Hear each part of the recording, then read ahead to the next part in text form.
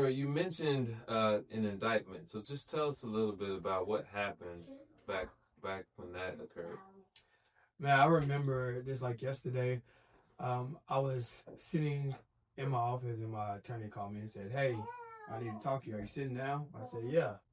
He said, "The federal government is indicting you." I said, "What is that? What does that mean?" I really didn't even know. And so he talked through it, and I was like, "Okay." I remember having to call my wife and talk her through it and tell her what was going on.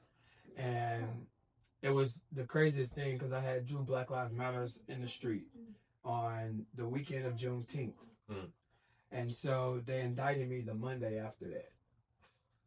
And it was for less than $3,000. And I was just like, I just didn't understand it.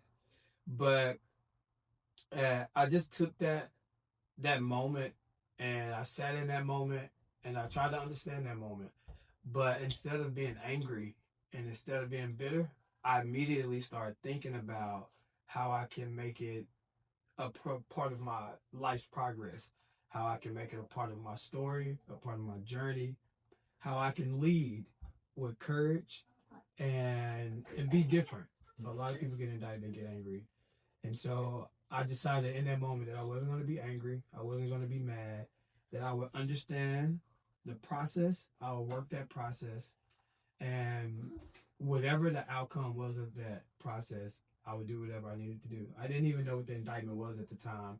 My attorney didn't either. We were just told that I would be indicted. And so once that was done, we decided at that point we would just move forward once we knew. And within a week, I went and turned myself in. We knew what the indictment was at that time. There was a conspiracy to commit wire fraud. And I just knew it was no way it could be true. But after I really learned about the process, even though it was my own money, it was an LLC, it wasn't taxpayers' dollars, it wasn't nothing big like that. It was less than $3,000. I still didn't understand that part, but I understood where I had committed a crime. And it was complete error on my ways, but at the same time, I still didn't understand how I was being indicted for it. Mm.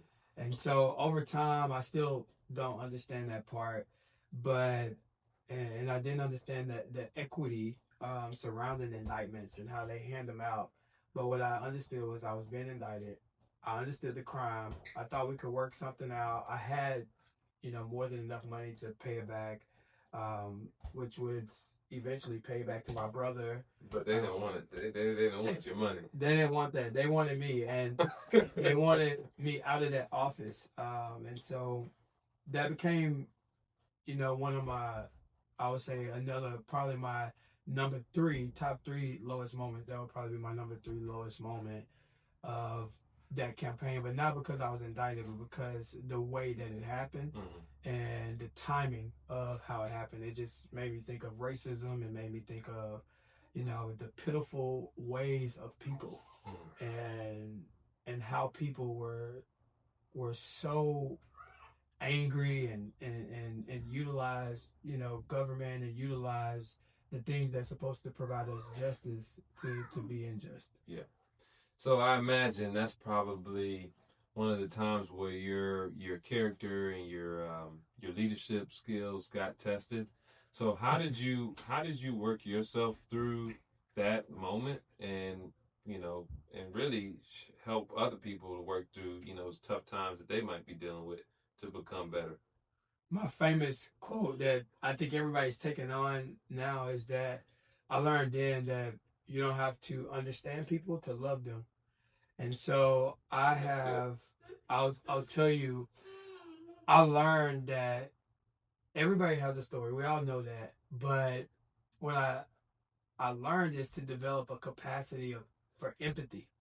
And I think as mayor and even as a leader, I would say that was probably one of my greatest struggles in life is that empathy, if you go through so much over time and you keep overcoming it and you keep overcoming it, but you still keep going through stuff, you start losing empathy for people. And so as I lost empathy for people, I began to become a little bit cold, Mm. you know? Yeah. And so I would say that empathy is the foundation of understanding. And if you can have empathy for people, it don't mean sympathy. If you can have empathy for people, then you develop a capacity to love To the people that you don't understand.